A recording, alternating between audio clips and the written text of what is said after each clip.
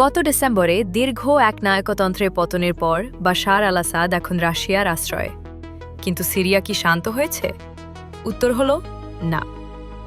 রয়টার্সের এক চাঞ্চল্যকর অনুসন্ধানে জানা গেছে, আসাদের অনুগতরা বসে নেই। তারা এখন কোটি কোটি ডলার ঢালছে কয়েক হাজার লড়াকু যোদ্ধা সংগ্রহের জন্য। তাদের লক্ষ্য একটাই, বর্তমান সরকারকে উৎখাত করে আবারও ক্ষমতা দখল করা। এই ষড়যন্ত্রের মূলে আছেন দুইজন প্রভাবশালী ব্যক্তি।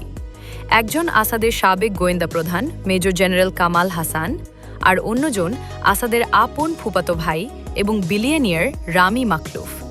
তারা উভয়ই আলুই সম্প্রদায়ের, যারা একসময় সিরিয়ার দণ্ডমুণ্ডের কর্তা ছিল। এখন তারা উপকূলীয় এলাকায় নিজেদের আলাদা মিলিশিয়া বাহিনী গড়তে প্রতিযোগিতা করছে।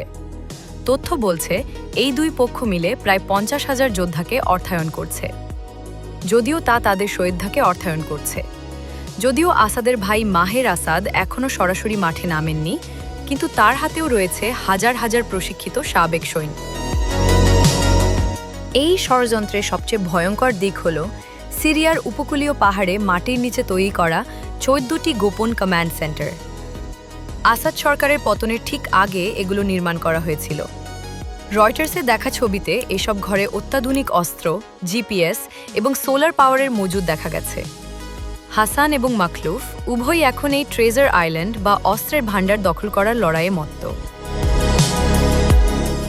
নতুন সিরিয়া সরকারও কিন্তু হাত গুটিয়ে বসে নেই।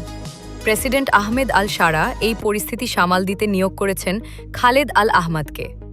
মজার ব্যাপার হলো, খালেদ নিজেও একজন আলুই এবং আসাদের ছোটবেলার বন্ধু ছিলেন। তার কাজ হলো আলুই সম্প্রদায়কে বোঝানো যে অতীতের সংঘাত ভুলে নতুন সিরিয়ার সাথেই তাদের ভবিষ্যৎ উজ্জ্বল। তবে পথটা সহজ নয়।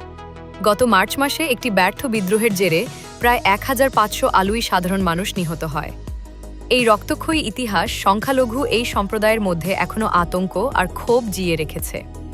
এদিকে আসাদপন্থীরা যোদ্ধাদের মাসে মাত্র 20 থেকে $30 বেতন দিচ্ছে, যা দিয়ে যুদ্ধ করা অসম্ভব। তাছাড়া রাশিয়াও এখন পর্যন্ত এই বিদ্রোহীদের সরাসরি সাহায্য করতে রাজি হয়নি। সিরিয়া কি আবারও গৃহযুদ্ধের দাবানলে জ্বলবে, নাকি শান্তি পথে হাঁটবে? আসাদের অনুগতদের এই কোটি কোটি ডলারের জুয়া সফল হবে কিনা তা বলে দেবে সময়। তবে আপাতত সিরিয়ার আকাশে কালো মেঘ কাটেনি।